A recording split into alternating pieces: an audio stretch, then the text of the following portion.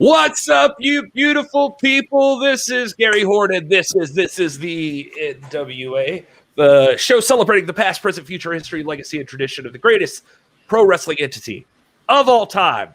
We're talking about the National Wrestling Alliance, and we're just now coming off what some in the industry might call the go-home show for the pay-per-view When Shadows Fall, coming to you on June the 6th, and now we know a little bit more detail about that. We've got a main event. There's a world title match happening at this thing, and that's going to sell. I mean, that's going to sell me on the whole thing right now because I got to see this happen. Storybook ending possibly on June 6th for one of the great careers for a professional wrestler, hitting the pinnacle, the ultimate achievement in pro wrestling, which should be just getting a title match, but also possibly winning the world title. But we'll get to that in just a second. First of all, let me show you my my buddies. There's Wil over to my left, your right. Hey, Wil. Hey, buddy. And there's also the already disturbed Dr. Robert Stinson. Hello, Doc. Man, it's like you come up here in this jovial mood like you didn't just witness what I witnessed. You know? I thought it was a really good episode of NWA Powerrr. Definitely one of the more solid, if not the most solid episodes of the year so far. I was pretty impressed. Just a lot of good action, a lot of good matches, just right there in the middle of the ring. Just some good battles took place right before our very eyes. I don't know why you could be upset. I'm 100% certain that you and Joe Galley and the Pope think this was the most solid show. I'm 100% certain that you believe that. But I'm not going to get too far ahead. Okay. Well, Wil, did you not like the episode? Are you as upset as Doc?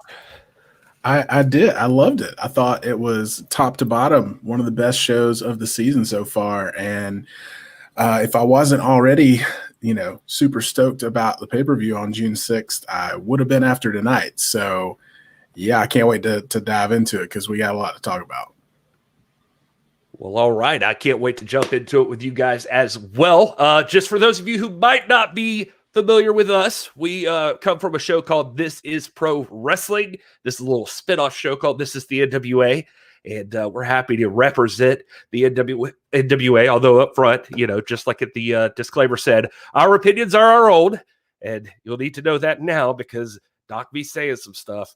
But just wanted to get that out of the way. You can check us out over at youtube.com/thisisprowrestling, at TIPW show on all of the stuff. We'd love to have you subscribe to the YouTube or just the podcast, or both would be amazing.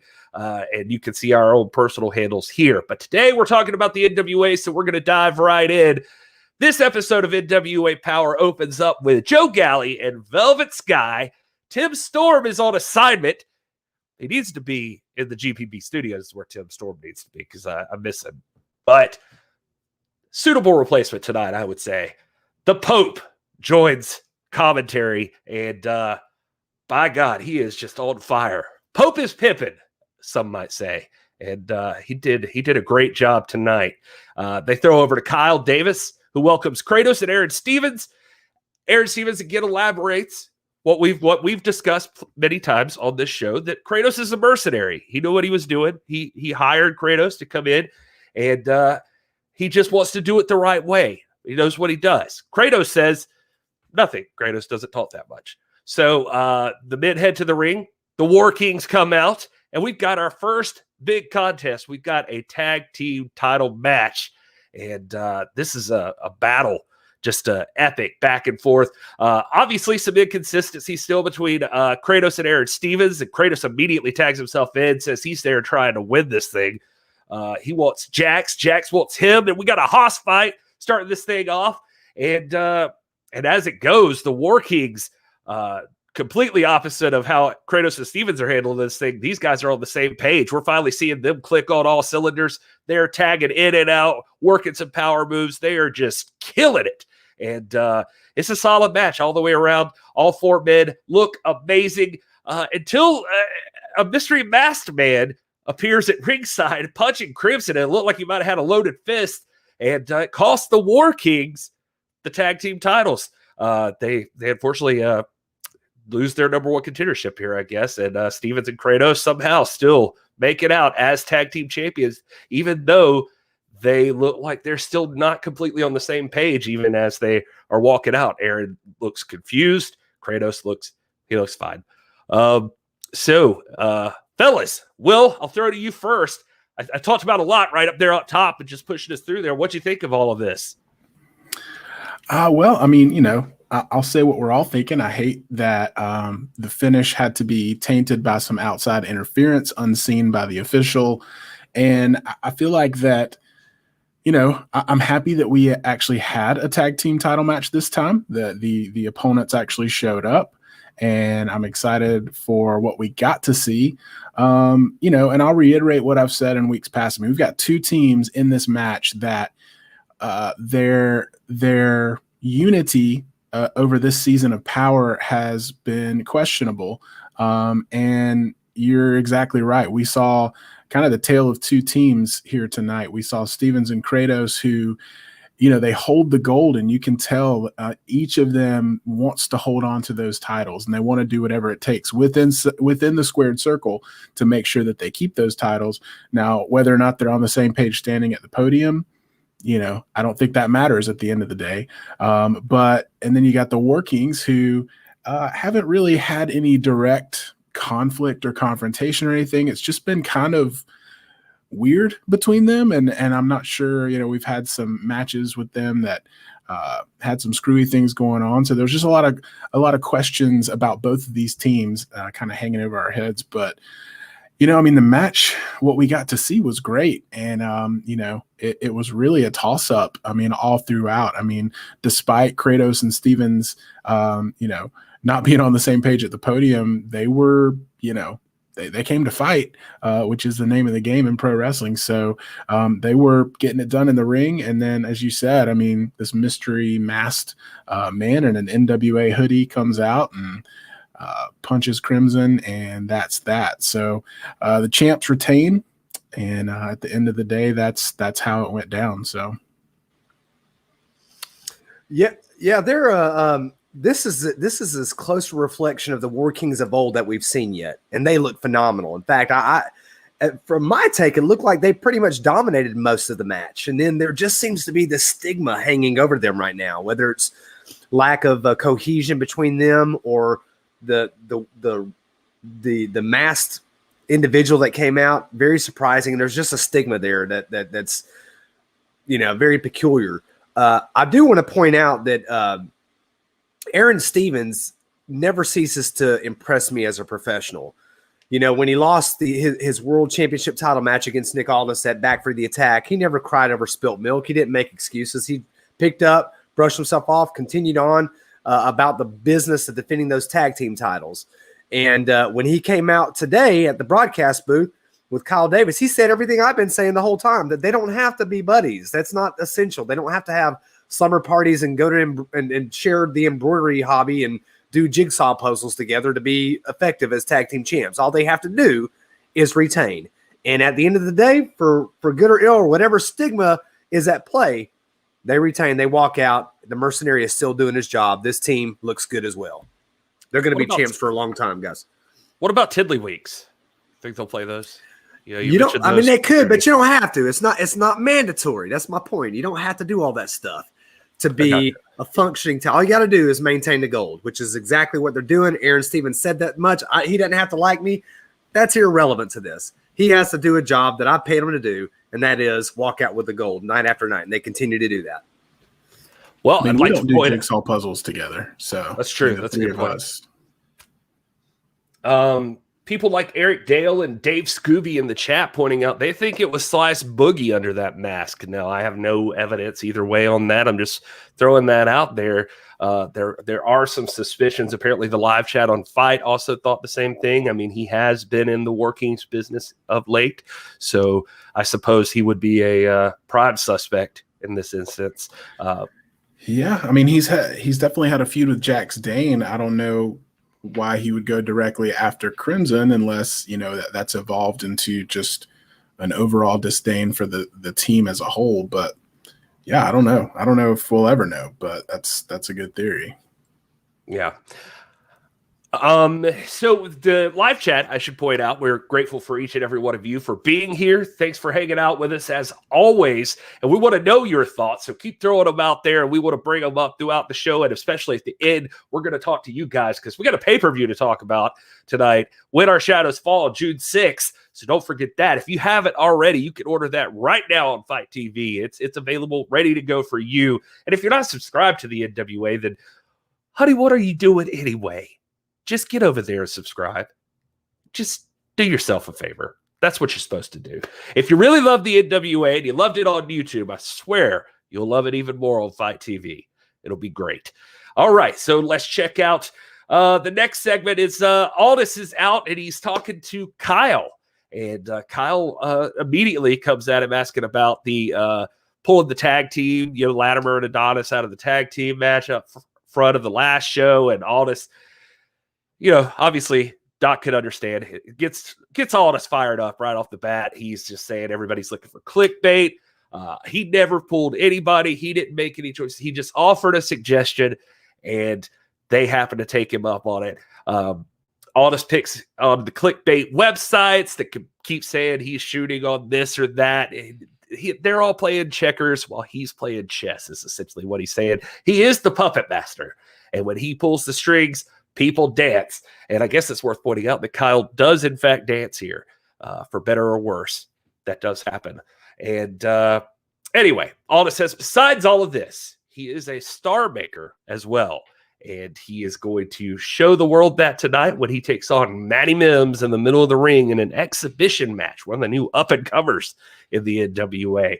So I was pretty excited about that. But anyway, he also mentions not knowing much about the Battle Royals. And Kyle gives us a little spoiler for the Battle Royal, lists off some names, and one of those names is Trevor Murdoch. And Nick Aldis is unhappy about that as well. And he seems like he did not know that for a guy who is the puppet master. But that out of the way, Nick Aldis does go in the ring with Matt Mims. Matthew Mims is a great wrestler. Good to see him, but he is a rookie. And unfortunately, you're in there one-on-one with the world's heavyweight champion. I just thought I'd go ahead and get to this point too. He tries. He holds his own for a little bit, but just unfortunately not enough for Nick Aldis, and Nick Aldis takes him down. And probably could have taken him down sooner based on some of the things that were going on in there, but it ends up strapping on that Kingsland Cloverleaf for the tap out victory. Doc, it's your boy, so I'm going to toss to you first. Let's talk about that podium segment, puppeteering, and that matchup with Mims. Yeah, I mean, what's to add? I mean, I think the champ articulates himself appropriately and competently. He doesn't need me to add to or embellish on anything that he says. He's absolutely right. Everybody's playing checkers. He's playing chess. Everybody's playing tiddlywinks, and he's playing Retromania. You know what I mean? He's eons above all these jokers. So I did want to point out that they keep wanting to go back to this doggone tag team title thing like you want to do every week, Gary. And he's sitting here saying, look, I'm out here trying to be generous. I'm a star maker. Let's not forget that this is a goodwill ambassador for the NWA. He's consistently delivering stars to the profession. This is a guy who made Ricky Starks, who made Lance Archer, who made Brian Cage. At every turn, he's making somebody. And tonight he gave Matty Mims that chance to be made. But I also want to point out at the same token that anytime there's a star to be made, there's also an illusion to be broken. Not only is he the star maker, he's also the illusion breaker. And that's what he did tonight. Matthew Mims, I'm sure, grew up thinking visions of grandeur. And I'm going to walk in there and I'm going to hold that championship. Maybe he will, but not as long as this guy's walking around and he's able. Because tonight, he just got a clinic from the best in the world at the clinic. I mean, we're talking about the professor himself, the dealer, the chess master, showing why he is, for 948 days, the world's heavyweight champion. Nay. The real world's heavyweight champion, holding the only trophy that matters. I tell you what, Will, if bullcrap could fly, Doc would be a hot air balloon right now. He is something else, man. I don't know. I brought it up one time That was last week, and I brought it up again this time. So I guess 2 times, but I'm just saying, you say every week. I mean, he just did it last week. But anyway, Will, what do you think about all of this? Yeah.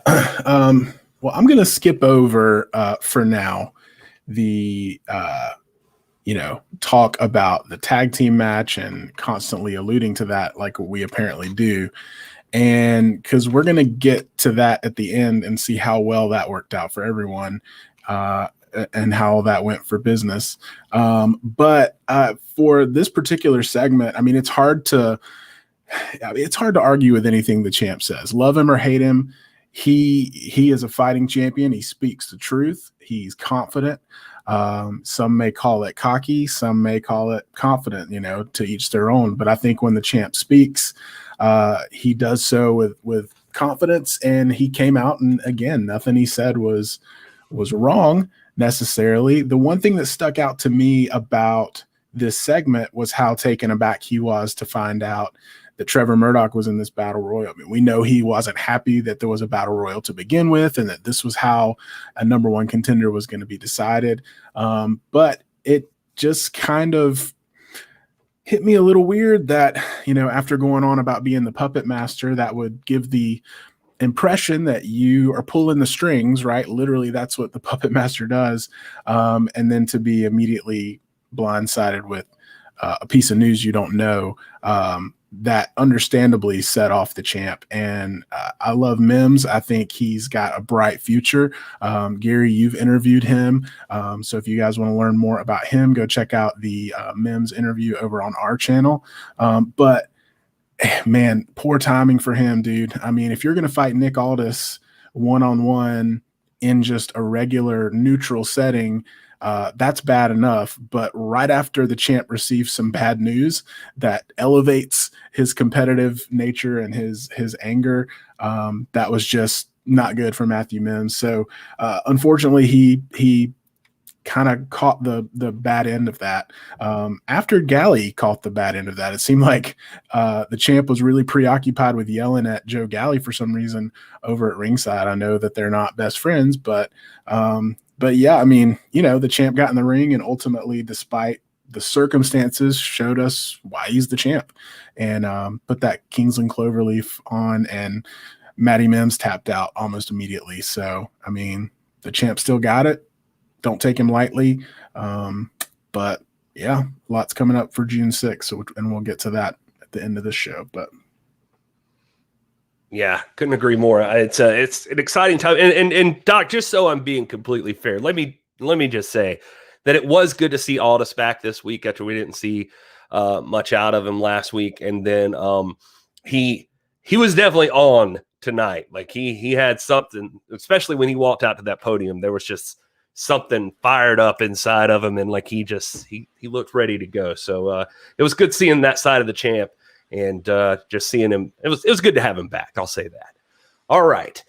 The next thing that we get here is a nice video package put together to show you some of the history between Kamille and Rosa, Thunder Rosa, I should say. And then we get these 2 ladies one-on-one. This is a 20-minute time limit match, and they use every single minute of it. Back and forth. Great wrestling match. Thunder used the skill that she possesses in technical wrestling, taking Kamille down a lot of the time during the match. I don't think Camille's ever been put in this situation before where she's forced to grapple and mat wrestle there. Pretty interesting strategy from Thunder Rosa, I thought. Just a brutal back and forth the entire time. Everything going on in this matchup. I mean, in and out of the ring, these ladies went all over the place. Even a censored segment was in the match, and I don't know what was going on there. But props to these ladies. I have to say, even with the interference with Melina, Kamille lays her out. It's still not enough. Thunder Rosa tries everything to tap Kamille out in this matchup and just can't get it done. Kamille outpowering Rosa throughout and just can't put her down. And we end up with a time limit draw in this one. What that means for these 2 ladies and their stipulations, I don't know. We haven't heard yet from the NWA office, but I'm sure we'll find out soon enough. But these ladies took each other to the limit and looked like both of them still had more to give. So they probably need like an Iron Man match or something. I don't know. But anyway, I'm just going to go ahead and put it out there right now, Will. I think this might be the number one match so far in NWA in 2021. That's hard to argue with, for sure. I mean, this match I think was indicative of everything that has happened between these two ladies over the past few months. I mean, since Back for the Attack, when they clashed for the first time, and everything that's happened ever since. It's been unfinished business. Both of these ladies are on fire. I mean, in their own right. And they are completely different styles. And we saw that in this match. And it's one of those things where it's like, okay, you know, you've got this trained grappler, fighter like Thunder Rosa, and you've got the powerhouse, Kamille. And how is this going to pan out? And a time limit draw. I mean, it's almost poetic, because that's how, honestly, when you stack them up and when you think about it logically, it's hard to come to a conclusion of who should come out on top, because, you know, power can only get you so far against a fighter like Thunder Rosa, and a fighter like Thunder Rosa can only go so far against a powerhouse like Kamille. So, I mean, you know, a time limit draw again is, you know, completely accurate of how this has gone so far. I mean, like we've been saying every week, I hope we get some kind of resolution, and I hope we get some kind of word from the NWA about the next and potentially final chapter of this rivalry, some kind of way to have a definitive winner of this whole thing. But yeah, I mean, you know, despite being a time limit draw, it's hard to argue this was match of the year so far in NWA. And I mean, we may not get resolution on this. And you think about the Dusty Flair rivalry, that was a protracted rivalry that went on for years and years and years and years. And you've got two athletes that have different sets of skills that seem to more or less even each other out. I did want to point out, though, just for the record, that at no point did a member of Strictly Business come to the ring and try to in any way influence the outcome. It was Melina that was coming to the ring to do the influencing. So just point that out. Kamille was out there waging war against half the doggone roster and still managed to draw. Probably should have come out on top. But my hat's off to both of these women. Phenomenal job. I could argue that this is definitely one of the greatest matches in this iteration of Powerrr since Back for the Attack, and I was very pleased with it. I was pumped the whole time, and nothing but intensity, ferocity, and physicality. Good job. Standing ovation from the doc for this match for both of these two ladies. Beautiful. I'm glad we're all on the same page. It's nice to have every once in a while on this show. So props to Thunder Rosa and Kamille. You guys tore it down tonight. It was outstanding. And man, I'm already ready to see them go again. I can't wait to see how this is. Like you said, we may not even get a resolution really out of that, but I'm sure that Thunder's still going to think that she has a claim to a number one contendership, even though she didn't get the complete victory here. Neither did Kamille, but we'll find out soon enough, I'm sure. Next up, we got the Battle Royal. It was our main event, and so I'm glad we got here this quickly so we could talk about this. I think there's going to be plenty to discuss. First of all, not a 14-man battle royal. I think at one point somebody counted like 16 people in there. I think, but Doc says no. But I don't know. Oh, anyway. No, I'm just pointing out that your observation just illustrates how much the fix is on in this situation. That's all I'm saying. Okay. Well, luckily, Nick Aldis took a front row seat there at the podium alongside Austin Idol on commentary with Joe Galley. And they, as Aldis put it, to watch this lotto draw. And so we get the match. And the last 2 minutes, as we come in, a lot of people are already in the ring, but we get to see Tyrus enter. Big, bad Tyrus, who is going to be tough to beat it, definitely in a battle royal situation. And also, Chris Adonis enters the fray. And as Galley, I swear, some people say they didn't hear it. I know that I heard this. they announce, Nick Aldis says that this is about doing something for the team. He has relinquished the NWA National Championship to enter this Battle Royal. And that, you know, what in the world? But okay. So the match happens. There's a lot to discuss. I don't even know where we start here. I mean, you got some funny business there between Slice Boogie Crimson and Jax Dane at some point. There's interaction with, the Pope actually comes out and costs Tyrus the match. Should also point out, I guess, I wasn't aware of this either, but apparently NWA has special Battle Royal rules where you don't have to go over the top rope to be eliminated, and just one foot hits the floor, you're out. No matter how it gets there, if your foot touches the floor, you're done. So a little bit different than what you may be used to as far as Battle Royals go. And so anyway, down to the wire here, Trevor Murdoch is left in the ring, of course, as fate would have it, with Tom Latimer and Chris Adonis taking on both men at once.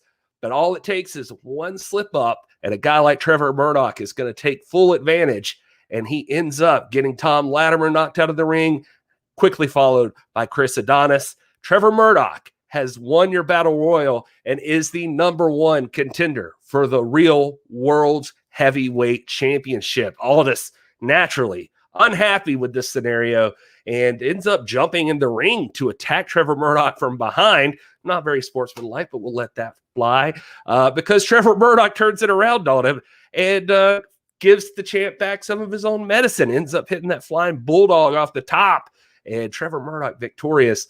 And I guess we'll just go ahead and say he also goes out to the podium and delivers an amazing speech about this opportunity he's been granted here in the NWA. And he tells Aldis, you've got till June 6th, and I'm coming for that title. So, Doc, let's have it.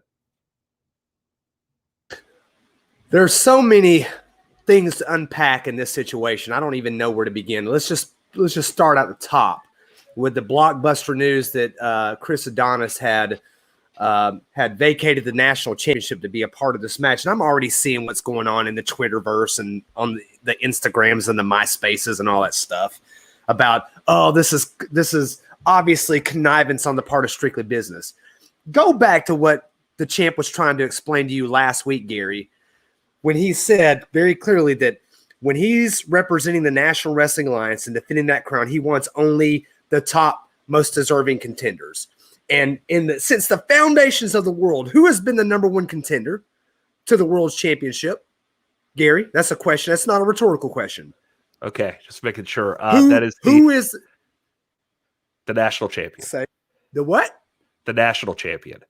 And so now what we've done is through the prudence and the connivance and the obstruction and collusion of Joe Galley, of the Pope, evidently, and President William Patrick Corgan, we're going to change the rules midstream and say, no, we're going to let the national champion, the most deserving contender, the #1 contender, get a shot, the shot that he deserves.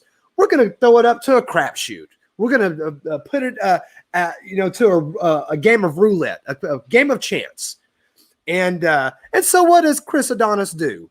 Strictly Business, the chess master Nick Aldis, always one step ahead. Chris Adonis has already established himself as the #1 contender, already done it. And so out of a show of loyalty, not necessarily loyalty to Strictly Business, although that's there too. We've got a lot of centerliciousness going on in that situation. But he vacates the title and enters himself in so that the true #1 contender, Chris Adonis, has a chance to emerge and retain the integrity of the challenge for the championship. That's exactly what happened. And that there's nothing more to it than that.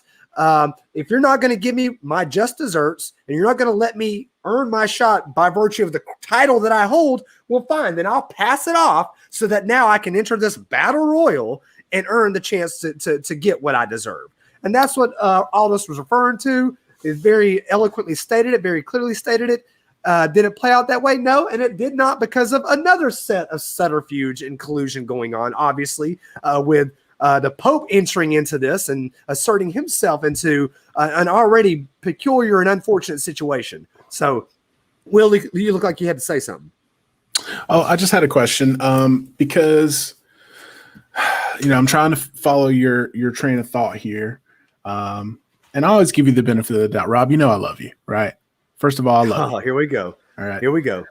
Second of all, letter B is last week when the champ was on here, he said several times to Gary that at any point, Chris Adonis could have submitted a challenge, right? Like he has the national title. He could have submitted a challenge. So it's really not the NWA's fault that he didn't get a shot.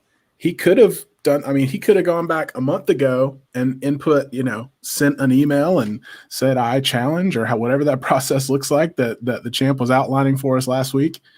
And that could have been the match that we got, but he didn't do that. So we're almost in this situation because he didn't take advantage of his position. Will. Clear that up for me. Okay, because normally in a perfect world, in a world where rational minds prevail, what you said would be completely correct, right? Except, what did the NWA do? Somehow, out of freaking, I don't know what la la land we're coming from. They dream up, hey, I got a great idea. Let's put a battle royal together to establish a number one contender and therefore short circuit the natural process of things.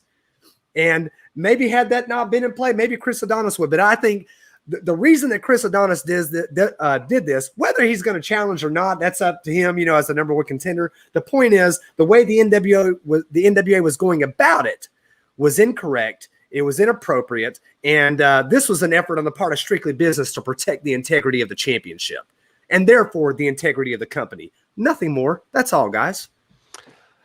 So to protect the integrity of the championship, Nick Aldis, in his infinite wisdom, he obviously is the real world's heavyweight championship. He has now cost Strictly Business the tag team titles potentially and the national championship. Has he played chess before? No. Has he? I'm just curious. Oh my gosh, man. Okay. Uh-oh. I get it. He's playing chess, but is he good at chess? If it were not for the Pope tonight, very likely either Tom Latimer or Chris Adonis would have that title shot. Very likely. What are you talking about with the Pope? Why are you putting this on the Pope? Yeah. Unpack that for us. I don't know. You weren't watching. You don't from see what how I he saw, pulled Tyrus. Exactly, but from what I saw, after Tyrus got pulled out, we had a 2-on-1 handicap match going on with Chris Adonis and Tom Latimer versus Trevor Murdoch, and it didn't pan out in Strictly Business's favor. Obviously, they were doing high fives. They were just they were having the time of their lives until they weren't. Well, it looked to me like they were very bewildered by what the Pope had just done, and there was that had shaken up the game plan. And so, yeah. Okay, whatever. Say what you want to say. You're obviously going to. Oh. That's not computing with me. You want to talk about logical, rational the bottom universes line, and there things should never have been a battle royal.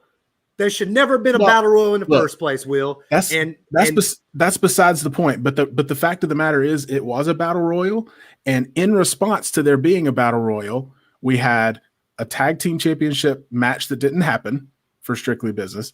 We had the national championship being vacated by a member of Strictly Business, and it didn't pan out in their favor in the end. So whether or not the battle royal was the best way to go about it, you got to agree that their approach to it did not work out in their favor.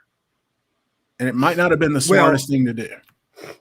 Because you've got Chris Adonis, Tom Latimer, and Nick Aldis versus the world. Okay, you've got the deck stacked. The fix is in, guys. The fix is in. But I'm gonna tell you what.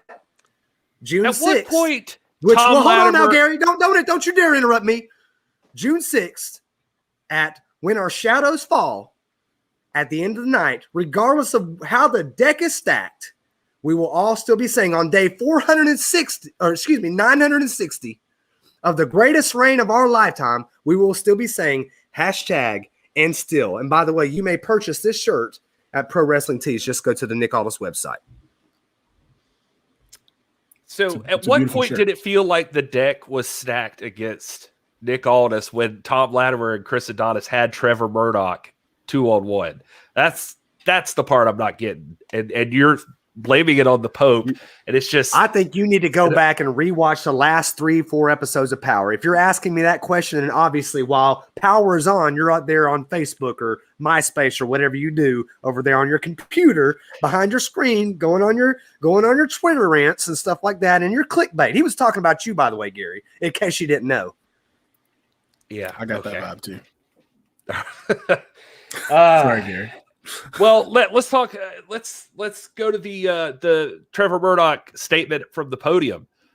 Gave a little bit of a talk about Harley Race and just the emotion really hitting him. You could feel it, and talking about he's got a chance to be the world's heavyweight champion. He wish Harley was here to see it, and again, Nick Aldis, you got till June 6th, all of that. 960 feels like a good round number to wrap up a reign on. I mean, if you're gonna, Okay, now hold on. Now, you had to just poke, didn't you? There you go. Cross the line. Let's back up. You are a habitual line crosser. I'm not trying to start a fight. Let's do this. You can't tell me, Doc, that you didn't watch that Trevor Murdoch comment or his speech and not feel something deep inside, like just hear the man talk about it, and you believed him. No one has ever said that Trevor Murdoch is not a courageous warrior, that it's not an able athlete and professional in this ring. What Nick Aldis has said is he's not the kind of man that represents the company at the top level. When you occupy that championship, it's like holding public office. You've got to be able to be a diplomat, a statesman. You've got to be able to represent and carry a company through a global pandemic. And right now, there's only one man alive that can do that, and that's Nick Aldis, okay? He's not making a personal insult towards the man, like he's some kind of he's not worthy of being in any kind of ring or anything like that. But you know what? I love Harley Race. I love Dory Funk Jr. I mean, I've learned a lot, not being trained or anything, but I've learned a lot watching them through the careers. But that does not make me and qualify me to be the office holder of the greatest championship and greatest prize in the one true sport. Being emotionally, and again, here we go, the emotion. I love Trevor Murdoch. I was touched. I even told Gary, we were sitting there watching. I was like, man, that got me when he said, I wish Harley was here to see that. It did get me. I'm not going to lie. But if Trevor Murdoch has a hope in the world of even being able to even having to stand a chance of winning this thing, he is going to have to set that emotion aside. Go back for the attack. Very emotional World's Heavyweight Championship match between Nick Aldis and Aron Stevens. And what did Nick Aldis say leading up to that match? He said, I respected Josephus. I love Josephus. All the weight and the emotion, all that is weighing on all of us. But when the bell rings, that will stop. All that will be put to the wayside. And I'm going to go out and do what I've been able to do for now. What is it? Today's 948 days. And that is represent this company with class, honor, prestige, and at the absolute highest level, putting everything to the side, sacrificing everything, friendships, relationships, time with family, everything, going out, hanging out with your boys, everything to represent this company. And can Trevor do that? That's the question. And right now, the assessment of the champion, and I have no reason to doubt him, it's that no, he's not ready to do that. He's not ready. And he says it early. He says it early on. He says, look, I learned the lessons of Harley better than Trevor did, right? How long has Trevor Murdoch been around? He'd been around for a minute. But Nick Aldis is the world's champion. It is Nick Aldis that carries on the legacy of Harley Race. Has Nick Aldis found his Dusty Rhodes, do you feel like? I mean, I'm curious about that. I mean, I saw that a lot. This was like people were comparing it to like Flair and Dusty.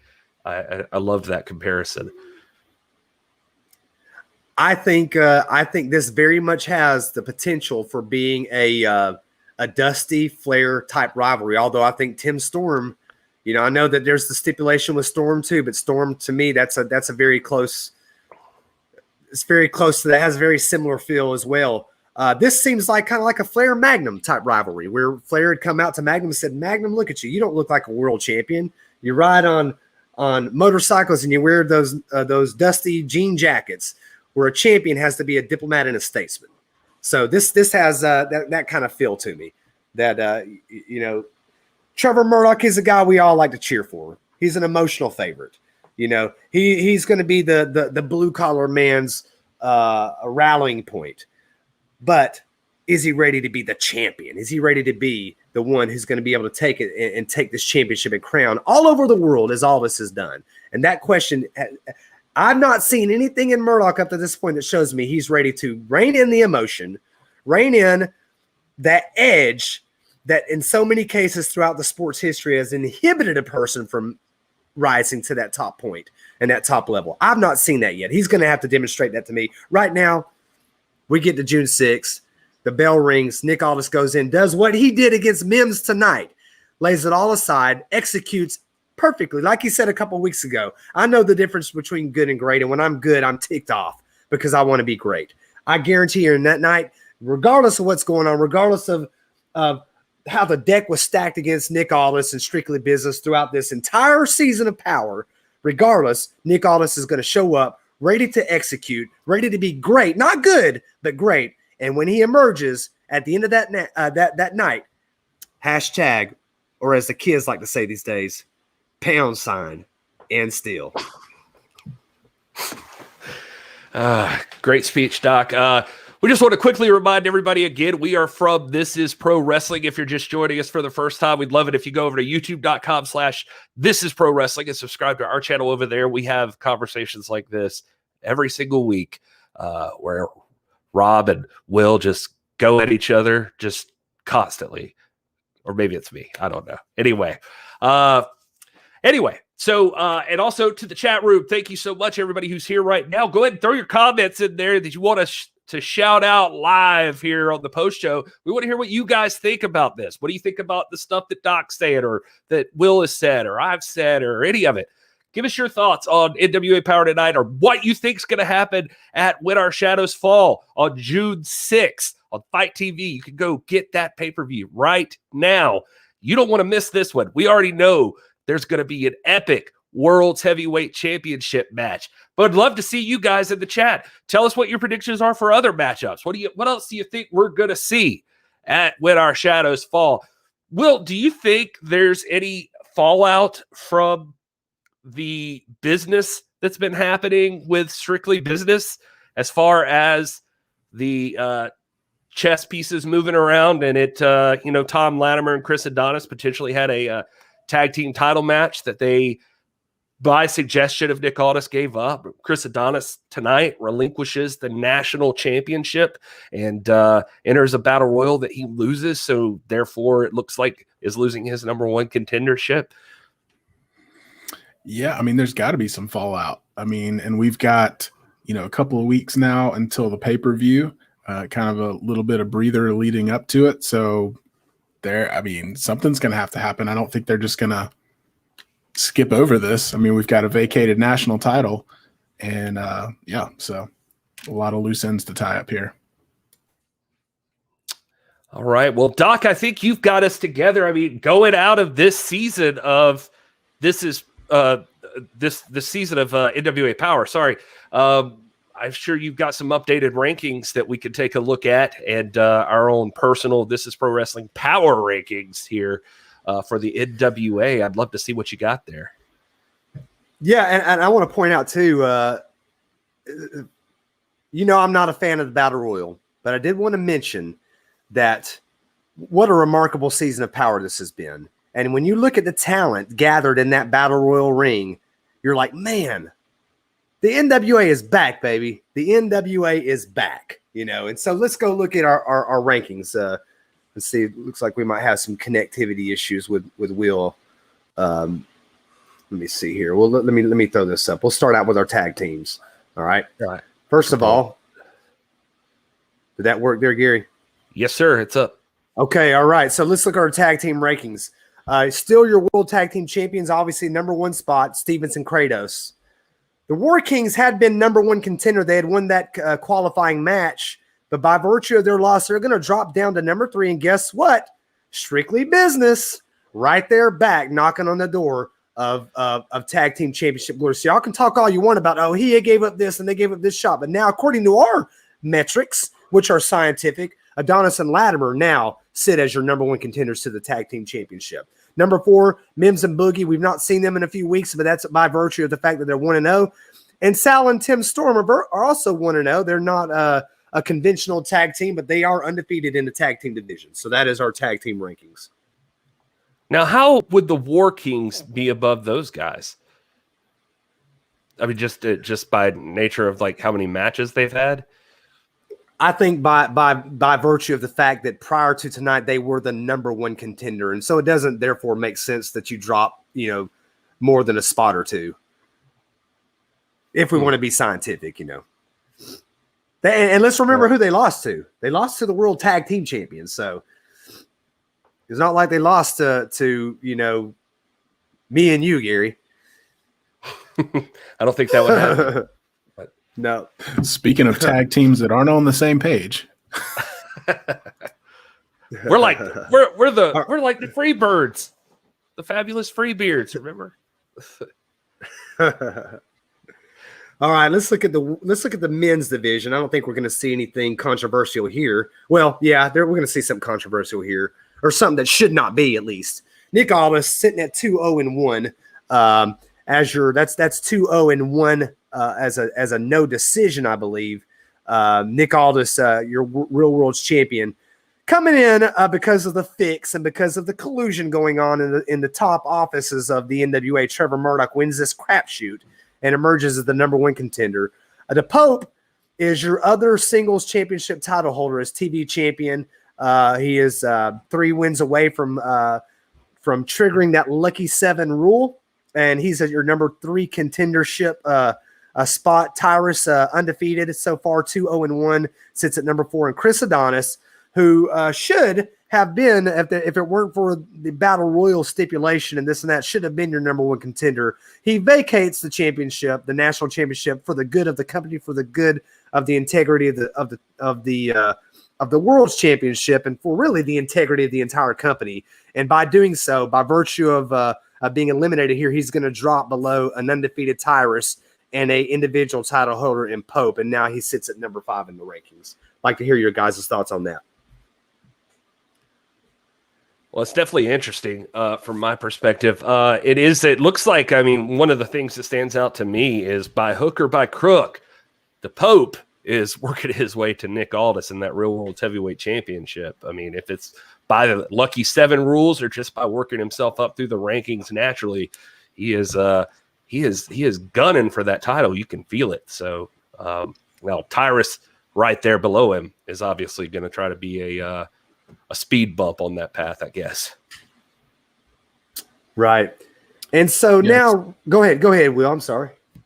I mean, it's definitely the biggest shakeup we've had in the men's rankings this season.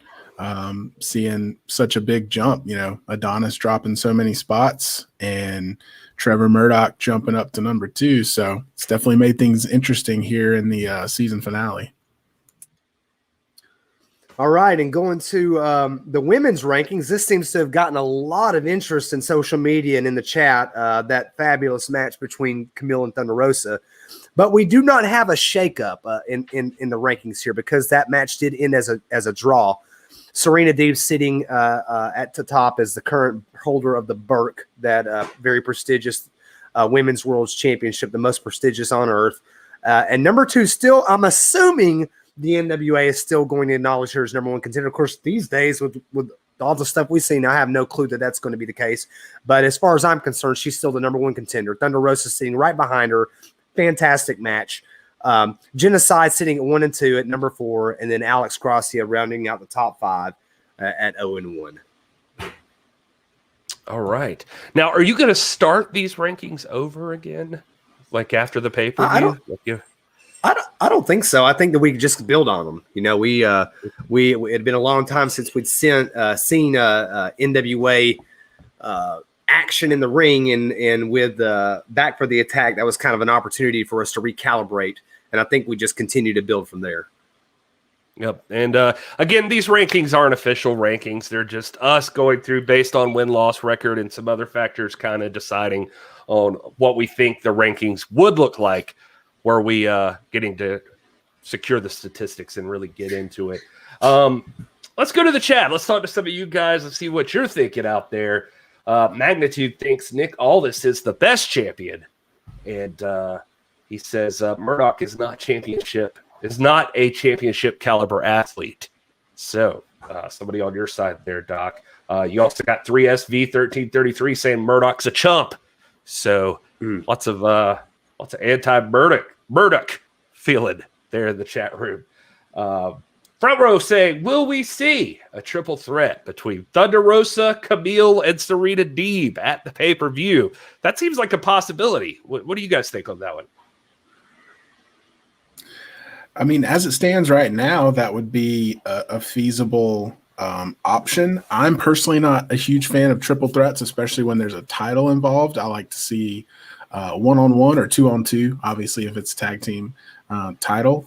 But, you know, I can see the NWA at this point saying, okay, we've tried to resolve this Kamille Thunder Rosa thing. And Rob, to your point earlier, even about the rankings, you know, not to sound like I'm part of the collusion or anything like that, but, you know, the match tonight was to reset the number one contendership, and it ended in a draw. So I wouldn't be completely shocked if, as it stands right now, Kamille is not the number one contender. This is still unresolved. Or if, to your point, they just want to revert back to, you know, the standings before this match, then that would make sense. But if not, I mean, Front Row's got a great point. I mean, that's a feasible way to resolve this, I suppose. We don't want to leave out poor Ryan Romano. Says he's been saying that for weeks, people. I mean, he's a genius. So you got to listen to Ryan. Let's see here. Eric Dale says, Doc, you're full of it. Strictly Business has disrespected the tag titles and the national championship. So, Rob, not everybody's a fan of your thoughts. I love Eric Dale. I respect his opinion. We're just not going to see eye to eye on this. Yeah. Someone is going to be competing for that international championship at Shadows Fall. Opportunities abound. People asking about that. Scooby pointing out it could be in the next season we get a national title tournament or something. So all of that's a possibility. What would you guys like to see happen with the national title if we've really let Adonis just relinquish it here? I think you know, the best way to maintain continuity, I hate breaks in championship reigns. I think that disrupts the linealness of things, and the best way to resolve that is through a tournament. What will probably happen is they'll do some kind of weird thing like a battle royal or some stuff like that. You know, that's the indications here lately. But hopefully some cooler minds can prevail upon President William Patrick Corgan to say, look, this championship should be the only number one contendership to the most prestigious prize on earth. We gotta put together a battle royal, and your number one seed must be Chris Adonis. That's an interesting thought. Will, you have any thoughts on that?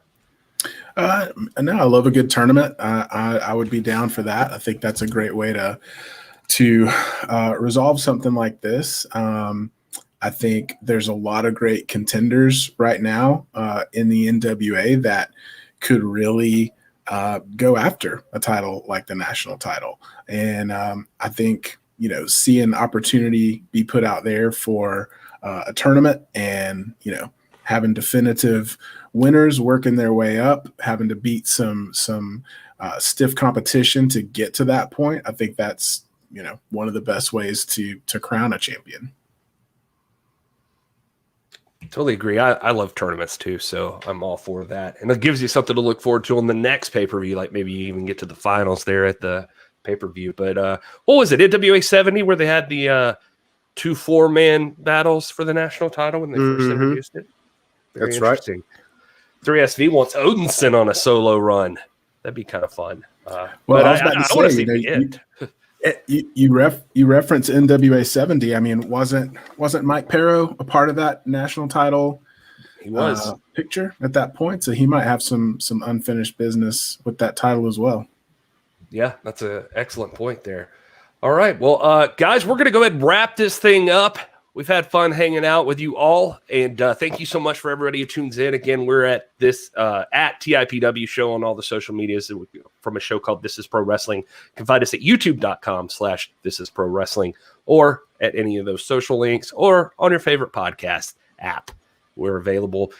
That's Wil Martin. This is Dr. Stinson. This is Gary Horne. And we're happy to be here and happy to hang out with fellow fans of the National Wrestling Alliance. And a lot of stuff going down. A lot of questions still yet to be answered about when our shadows fall on June 6th. So if you haven't already ordered that pay-per-view, I'd suggest doing it. It's going to be huge. And I think if what I'm hearing is true, we'll hear more as the week goes along and going into next Tuesday. So, you know, there's more that's going to be announced. Did you guys have anything else you wanted to throw in there? Just again, as Gary said, make sure you go to our other socials. We're at TIPW Show and everything, including TikTok, Instagram, Facebook, YouTube. We really value those subscriptions on YouTube. We're trying to get that number up so we can do things like monetize and improve our infrastructure and buy neat things and stuff like that and help. No, I'm kidding. I'm kidding. We really just are interested. A sports car. We're trying to build better internet, man.